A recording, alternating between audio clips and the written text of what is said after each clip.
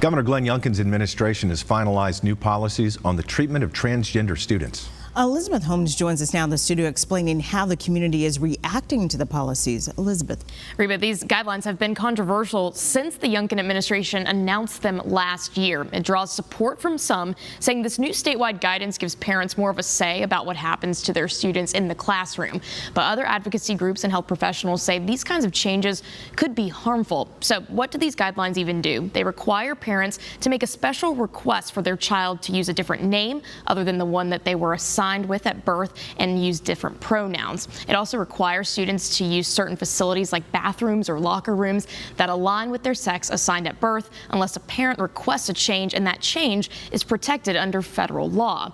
It also requires educators to not conceal any name or pronoun changes a student may request in the classroom from their parents.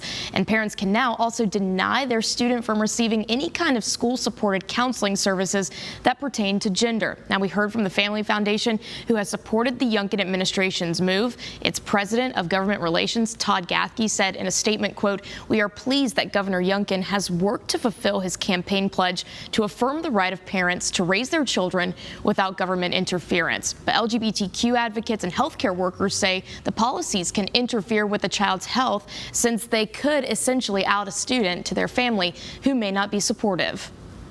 Those young people have people in their lives that affirm their identity and accept them, that they are less than half as likely to consider suicide or attempt suicide.